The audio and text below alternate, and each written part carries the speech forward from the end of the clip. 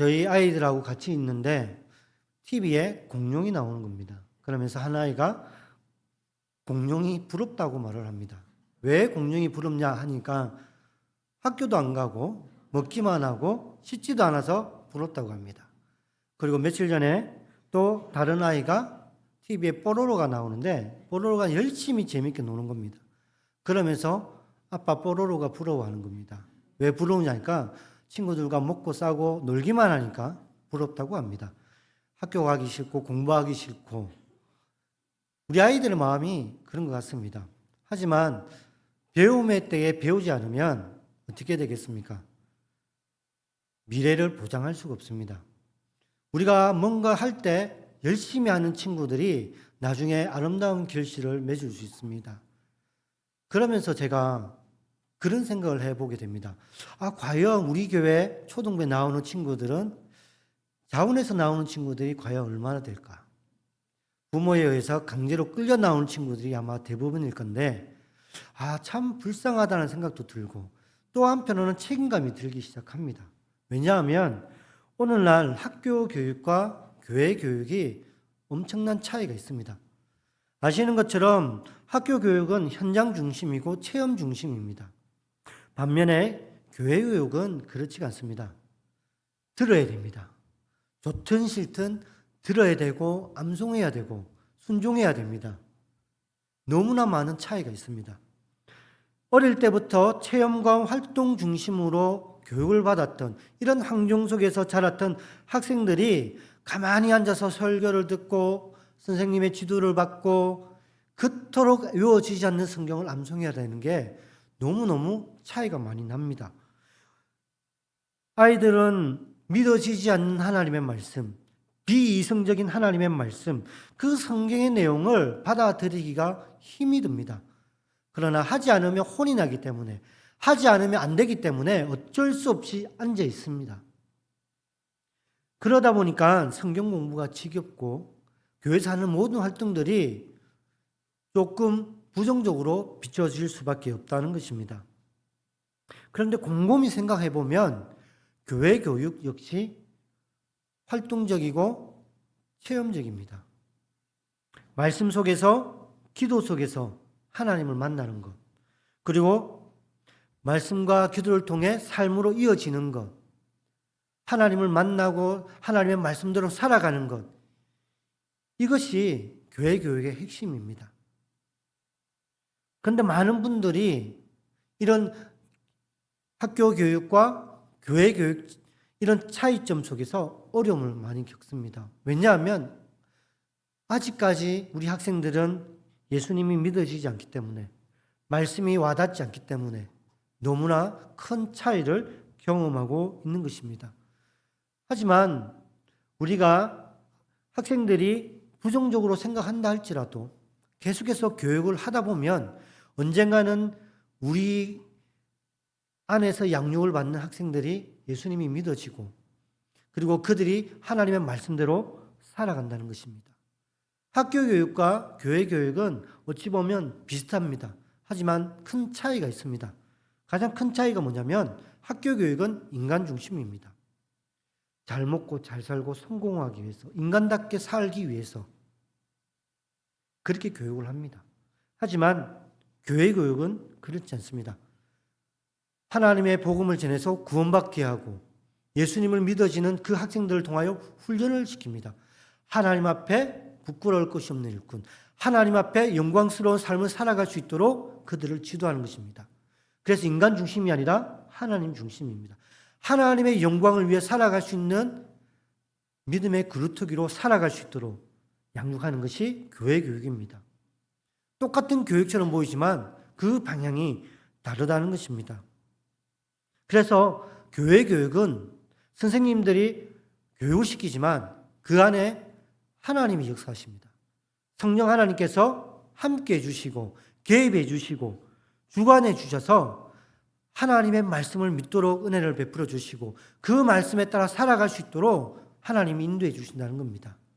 그래서 학생들이 하기 싫어도 암송을 시키고 하기 싫어도 성경을 가르치는 겁니다. 저 역시도 그랬습니다.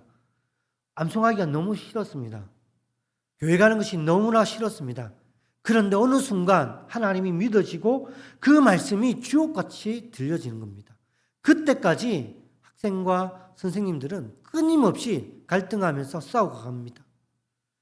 그러나 하나님께서 때가 되었을 때 아름다운 열매를 거두게 하는 것처럼 학생 한 사람 한 사람을 변화시켜 주십니다.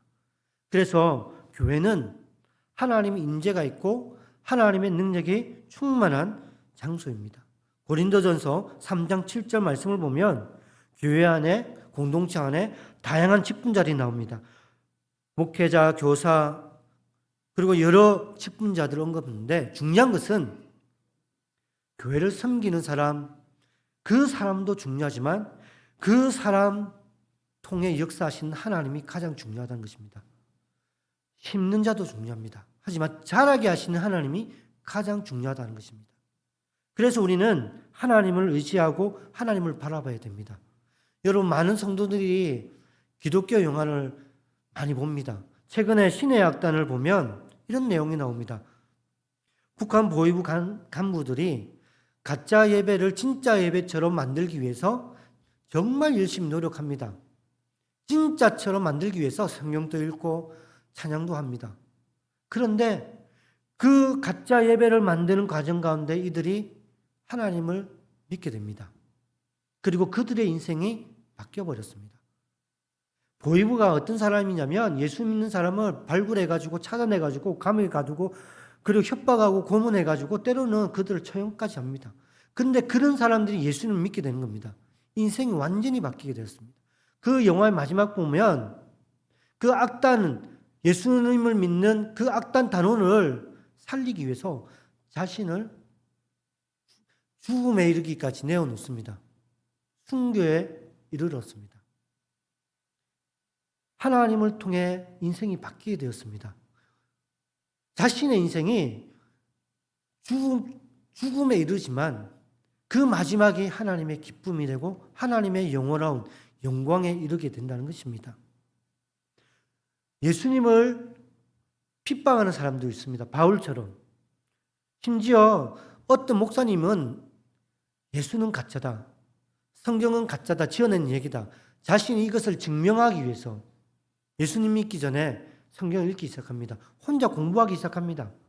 근데요, 예수님이 가짜라는 것을 막 열심히 증거하기 위해서 필기도 하고 막 여러 가지를 정리를 합니다. 그런데 성경이 끝나기도 전에 무릎 꿇고 하나님을 고백하는 목사님도 계셨습니다. 심지어 우리나라 기독교 초반에는 저 예수쟁이들 하면서 선교사님한테 돌 던지고 유리창 깨고 어찌 보면 하나님의 복음에 그치는 자가 나중에는 목사가 됩니다. 그리고 교회를 개척하고 복음을 전하는 그런 일들이 복음의 현장에 비일비재하게 일어났습니다. 여러분, 하나님의 복음은 여기에서 능력이 있다는 것을 우리가 볼 수가 있습니다.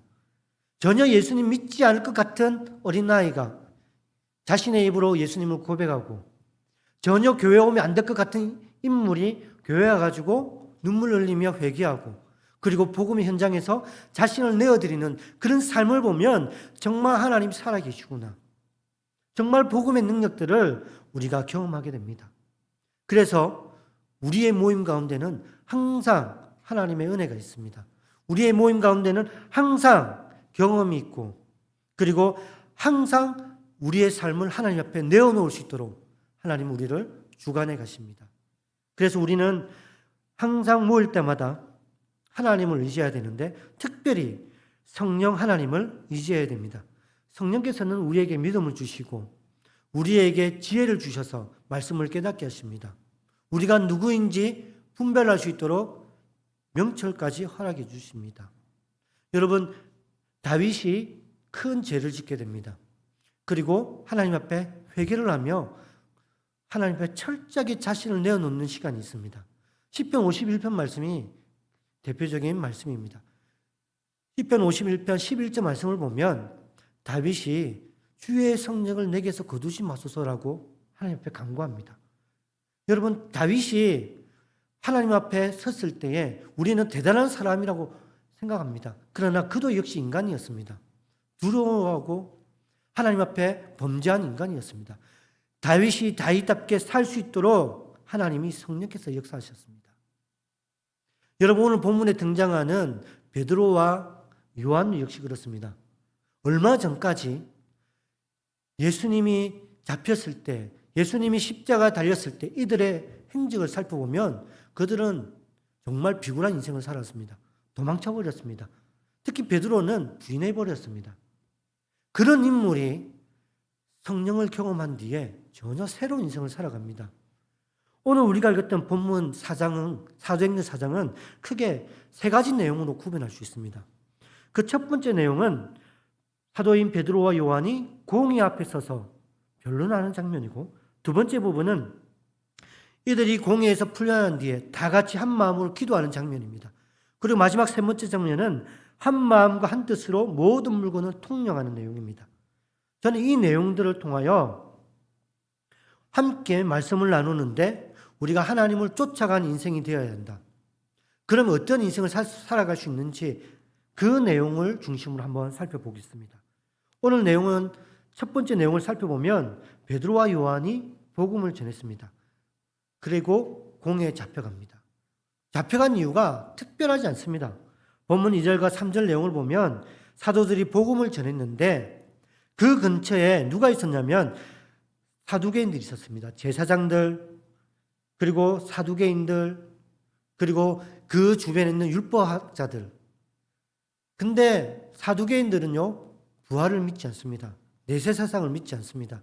그러니까 안 그래도 예수쟁이가 거치는데 사도들이 부활을 얘기하니까 마음이 허락하지 않습니다. 일단 잡자. 그래서 오후 늦게 이들을 잡아서 가두었습니다. 당시에 산헤드린 공회에는 저녁에는 열리지가 않습니다. 첫 번째 번제 드릴 때와 마지막 번제 드릴 때까지 공회가 열릴 수 있습니다. 사도들이 잡혔을 때는 이미 번제가 끝난 상태였습니다. 그래서 감옥에 가두고 신문하지는 않습니다.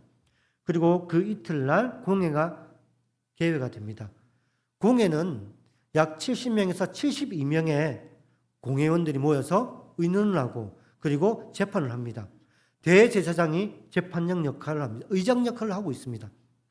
우리가 오케스트라를 보면 오케스트라가 부채꼴로 되어 있습니다. 산헤드린 공회가 그런 식이었습니다. 한쪽에 35명, 중간에 대제사장이 있고 대제사장 맞은편에 서기관들이 있습니다. 그 중간에 베드로와 요한이 서 있습니다. 70명의 사람들이 베드로와 요한을 집중합니다. 칭찬하기 위해서가 아니라 꼬투리를 잡기 위해서입니다. 말 한마디 한마디에 꼬투리가 잡히면 죄인이 될 수가 있는 겁니다. 여러분, 우리가 면접을 가면 앞에 면접관이 2명, 3명 있어도 떨리지 않습니까? 말 한마디 잘못하면 떨어질 수 있기 때문에.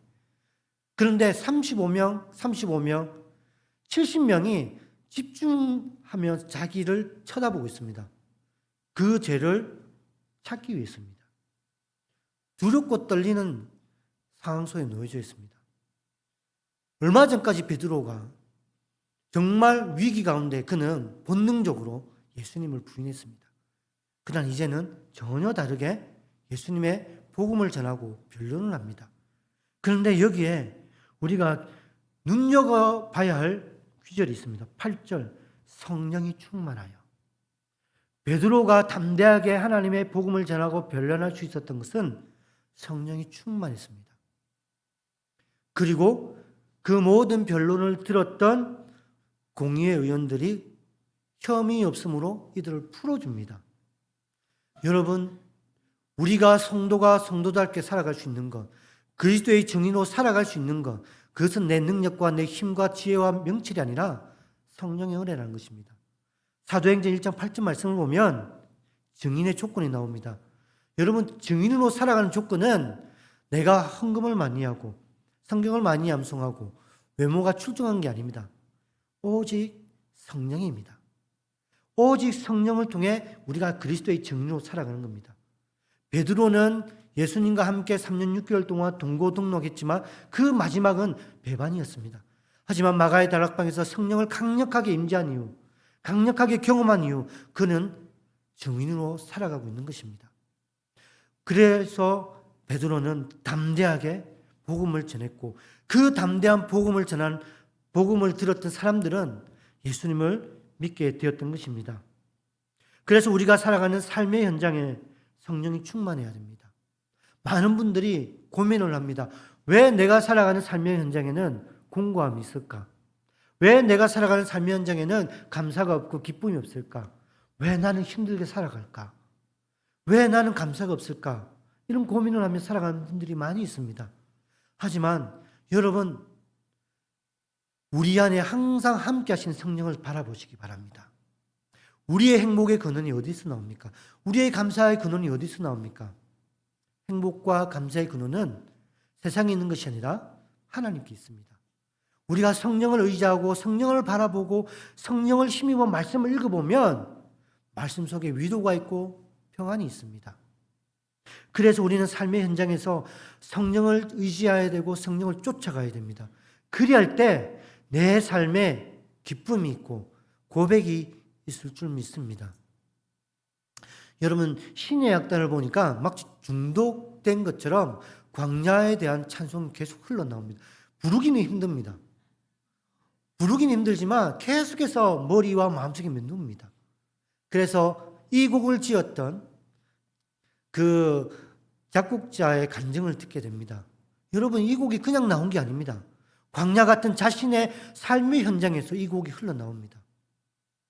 여러분, 광야 속에서 우리가 홀로 있는 것이 아니라 광야 속에 있지만 그 속에서 우리를 만져주시고 이끌어주신 하나님이 있다는 것입니다. 이스라엘 백성들이 그랬지 않습니까? 출애굽한 이후 얼마 되지 않아서 홍해가 가로막았습니다. 이제 끝이구나 했을 때 하나님이 홍해를 갈라주셨습니다. 조금 더 길을 가니까 적이 보이고 조금 길을 가니까 배고프고 목마르고 불평불만투성이었습니다. 그러나 그때마다 누가 함께 하셨습니까? 하나님이 함께 하셨던 겁니다. 하나님이 열어주시고 내려주시고 인도해 주셔서 모든 것들을 채워주셨던 것입니다. 우리의 인생에 때로는 광야 같고 때로는 비강 같은 현장이 될 수도 있습니다. 그러나 그때 우리에게 함께 하시는 성령을 의지하시기 바랍니다. 사도행전 전체를 보면 성령이 3번 나옵니다. 그러나 그 중간중간을 보면 그 스토리를 이어갈 수 있도록 그 모든 것들을 주관하시는 분이 성령이었습니다. 방금 전에 공회 앞에 섰던 베드로가 성령에 충만하여 담대하게 변론했던 것처럼 본문 31절을 보면 빌기를 다하며 모인 곳에 진동하더니 무리가 다 성령이 충만하여 담대히 하나님의 말씀을 전했다고 되어 있습니다. 여러분, 얼마나 떨리겠습니까? 복음을 전했더니 끌려가구나. 잘못하면 두드려 맞겠구나. 여러분, 그래도 사도들이 다 같이 모여서 하나님께 기도했습니다. 성령이 충만하여 또 담대히 복음을 전했습니다. 그래서 예수님을 믿는 사람들이 급증하게 되는 것입니다. 더 놀라운 것은 이들이 기도하고 성령이 충만했을 때 온 힘을 합하여 기도했고 이제는 자신의 물건을 통용하기 시작했던 것입니다. 여러분, 우리의 본능을 우리 스스로 이겨내기가 힘이 듭니다. 어떤 목사님은 그런 말을 합니다. 저는 절대 금식 기도를 못합니다. 배고프면 참지를 못합니다. 사람마다 다 약점이 있습니다. 배고픈 거, 추운 거, 그리고 사람들이 비난하는 거, 우리마다 다 약점이 있습니다. 근데 그 약점을 이겨나갈 수 있도록 우리가 그리스도의 영광을 드러낼 수 있도록 만들어주시는 이가 성령이라는 것입니다. 여러분, 당시 초대교회에 여러분 다 부자가 모인 게 아닙니다. 가난한 사람들이 많이 모였습니다. 그런데 자신의 물건을 내어놓습니다. 그것을 극복하게끔, 그것을 그렇게 만들도록 이끌어 가시는 이가 성령이라는 것입니다. 여러분, 초대교회사 역사학자들에 의하면 초대교회 안에 정말 굶주린 사람이 없다고 합니다. 왜냐하면 다 물건을 내어놓고 가난한 사람들을 구제하고 도왔기 때문입니다. 여러분, 그 중심에는 성령이 일하셨다는 것입니다. 그래서 우리는 그리스도인답게 살아가기 위해 하나님을 영화롭게 하기 위해서는 성령을 쫓아가야 됩니다. 우리는 연약하고 부족하지만 우리와 함께 하시는 성령께서는 날마다 우리를 도와주시고 말씀 가운데 깨닫게 해주셔서 그리스도인답게 살아갈 수 있도록 은혜를 베풀어 주십니다. 요한복음 4장 24절 말씀을 보면 하나님은 영이시니 예배하는 자가 영과 진리로 예배할지니라 되어 있습니다. 여러분, 여기에서 나오는 영은 푸뉴마 성령을 의미하고요. 진리는 알레테이아라고 하나님의 말씀을 엽니다. 우리가 드려지는 예배는 성령과 말씀의 중심입니다. 우리의 삶의 현장에도 성령과 말씀 중심이어야 됩니다. 그래야 우리의 삶이 예배의 삶이 될 수가 있습니다. 그런데 많은 분들은 말씀을 정말 중요하게 여깁니다. 그런데 성령을 의지하지 않을 때가 많이 있습니다. 왜냐하면 보이지 않기 때문입니다. 그런데 오늘 담임 목사님께서 말씀하신 것처럼 우리가 신앙적으로 영적으로 예민하기 위해서는 하나님의 성령과 말씀에 집중해야 됩니다. 우리가 기도할 때 때로는 성령께서 우리에게 깨닫게 해주십니다. 때로는 세밀하게 우리를 만져주십니다. 말씀을 읽을 때도 어쩔 때는 이 말씀이 이해되지 않습니다. 가슴에 와닿지도 않습니다. 이 말씀이 무엇인지 깨닫지도 않습니다. 그런데 어느 날 누군가 가르쳐 주지 않았지만 말씀이 벅찬 감동으로 우리 마음속에 다가옵니다. 그 말씀이 가르쳐 주지 않았지만 깨닫게 됩니다. 그래서 어떤 분들은 말씀을 읽을 때 펑펑 웁니다. 그 말씀이 너무나 은혜롭게 너무나 벅찬 감동으로 들려지기 때문입니다. 성령께서 역사하기 때문입니다. 여러분, 어떤 분은 예배 가운데에 성령께서 역사하시니까 눈물을 펑펑 쏟아냅니다. 그런데 오늘날 왜 나는 말씀을 읽어도 기도를 해도 그 가슴이 아무렇지도 않을까요? 바로 내게 문제가 있다는 것입니다. 오늘날 많은 사람들은 문제가 발생했을 때 자기를 돌아보는 것보다 다른 사람을 택합니다. 여러분, 오늘날 교회마다 예배의 모습이 너무나 다양합니다.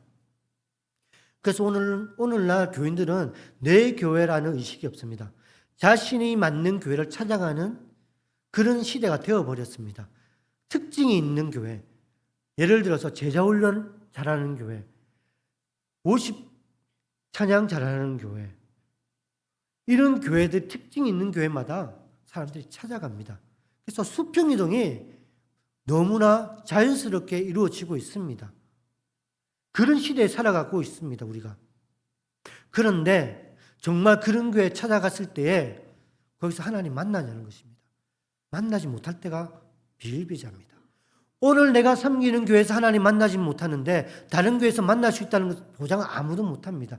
왜냐하면 우리가 교회를 찾는 이유는 바로 하나님 중심이 아니라 내 중심이기 때문입니다. 나의 만족과 유익을 위해 찾아 떠나기 때문입니다.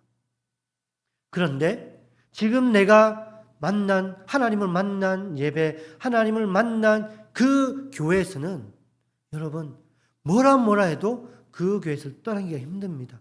왜냐하면 내가 그곳에서 하나님을 만났기 때문입니다. 그만큼 우리 신앙생활에서 하나님을 만나는 것은 중요합니다. 그래서 우리는 말씀을 읽을 때와 기도할 때 보이지 않는 성령을 의지해야 됩니다. 기도하고 내가 하고 싶은 것만 막 열심히 하고 돌아가는 게 아니라 기도한 뒤에 천천히 묵상해야 됩니다. 하나님의 음성을 귀 기울여 봐야 됩니다. 여러분, 제가 예전에 선을 많이 봤는데 많이 차였습니다. 그래서 왜 내가 차여질까? 물어봤습니다. 왜 당신은 나를 찰까? 왜 저를 차십니까? 물어봤는데 다른 말이 아니더라고요. 전도사님 할 말만 하고 끝을 냅니다. 우리 얘기가 아니라 그냥 교회 이야기만 하고 끝이 냅니다. 그때 깨달았습니다. 신앙이 그렇구나. 기도가 그런 거구나. 우리가 하나님과 기도를 대화를 해야 되는데 나는 내가 먹고 싶은 거, 하고 싶은 거, 내가 원하는 것만 그냥 다다다닥 하고 하나님 감사합니다 집에 가버리는 거예요. 하나님이 내게 주시는 세밀한 음성이 있을 수 있는데 그때야 깨달았습니다. 우리 신앙도 대화구나. 말씀도 대화구나. 하나님은 우리에게 깨닫게 하기를 원하시고 우리와 대화하기를 원하지만 나는 내가 하고 싶은 대로만 하고 딱 문을 닫고 나서는 겁니다. 성령의 귀를 기울이고 성령의 인도하심에 한 번씩 집중해야 됩니다. 그래야 할 때 내가 살아가는 삶의 현장에 하나님이 보인다는 것입니다. 6월 마지막 주에 우리 초등부 친구들과 함께 이제 국내 기독교 유적지를 가야 됩니다. 근데 갈 때마다 내년에 안 가야지. 내년에 안 가야지 이렇게 고백을 합니다. 왜냐하면 우리 친구들의 초점은 기독교 유적지가 아니라 먹고 노는 것밖에 없습니다. 네. 아주 유명한 집회 가도 너무 힘들어합니다. 중간에 나가려고 합니다. 그럼 제가 손을 잡습니다. 막 잡니다. 다른 옆에 있는 분들은 열심히 깨어 기도하는데 막 잡니다. 그럴 때마다 이 성도님들이 낸 헌금으로 여기까지 왔는데 과연 이렇게 해도 될까? 죄책감도 들고 회의감도 듭니다. 그런데 또 한편으로는 이것을 통해 동기부여가 될 수 있다는 생각에 또 계획을 합니다. 후회와 계획이 계속해서 반복됩니다. 그래서 올해도 이동하게 됩니다. 여러분 정말 가고 싶은 곳이 엄청 많이 있습니다. 기독교 유적지에는 다 스토리가 있습니다. 감동이 있습니다. 여러분들이 성도님들이 어른들이 들으면 가슴에 벅찬 감동이 있습니다. 그 이유 없는 각오 없는 것처럼 선교사님들이 흘렸던 눈물이 보입니다. 그리고 그들의 눈물 속에 하나님이 역사했다는 것을 깨닫게 됩니다. 그리고 그 역사의 결과들이 오늘날 지금도 하나님이 일하고 계신다는 것을 경험하게 되는 겁니다. 그리고 우리의 삶을 돌아보는 것, 이것이 목적입니다. 바로 없기는 아직 예수님이 믿어지지 않는 친구들이 그런 유적지에서 하나님 만날 수 있도록 그 복음의 현장에서 선교사님들의 일대기를 통하여 그 흔적을 통하여 그들이 하나님 만날 수 있는 동기가 부여될 수 있도록 기도해 주시기 바랍니다. 저 역시도 유치원 때부터 교회를 다녔습니다. 많은 분들이 부모님에 의해 강제로 교회를 다니든지 아니면 이성 친구를 사기 위해서 교회를 다니든지 아니면 간식을 먹기 위해서 교회를 다니는 분들이 많이 있습니다. 제가 아는 목사님 대부분들이 그냥 예수님께 교회 다니는 분들이 거의 없었습니다. 억지로 그리고 왜곡된 목적을 가지고 교회를 갔는데 하나님 만나는 겁니다. 그리고 그곳에서 인생이 바뀌게 됩니다. 그리고 자신을 하나님 앞에 드려지는 그런 인생을 간 분들이 많이 계십니다. 우리 친구들이 동기에 어떻게 되었든 그런 과정 가운데에 하나님의 복음을 진심으로 생각하고 그리고 정말 하나님 살아계시면 어떻게 될까? 그런 생각이라도 가질 수 있도록 기도해 주시기 바랍니다. 그들이 하루빨리 예수님이 믿어지고 살아계신 하나님과 함께 자신의 인생을 하나님 앞에 보여드릴 수 있는 그런 영광의 인생을 걸어갈 수 있도록 기도해 주시기 바랍니다. 말씀을 정리하겠습니다. 성령은 보이지 않습니다. 하지만 예수님을 믿는 그 즉시 성령은 우리와 함께 하십니다. 보이지 않고 느껴지지 않을 때도 있지만 성령은 언제나 우리를 도와주고 계십니다. 그 성령을 여러분 바라보시고 쫓아가시기 바랍니다. 기도하고 성령의 음성에 귀를 기울이고 말씀을 읽고 귀를 기울여 보십시오. 그러면 우리 역시도 자신만의 신앙을 고백할 수 있습니다. 삶의 현장이 힘들고 어렵습니까? 여러분 홀로 있는 것이 아니라 성령이 우리와 함께 하신다는 사실을 믿고 그 성령을 의지하시기 바랍니다. 그리하여 일주일을 살아가면서 여러분 우리 모두가 목장 모임할 때 모두가 성령을 하나님을 고백하는 여러분이 되길 바랍니다. 그리고 그 고백으로 하나님을 찬양할 때 그 가사 한 구절 한 구절이 감동이 되고 감격이 되는 저와 여러분이 되기를 간절히 소원합니다.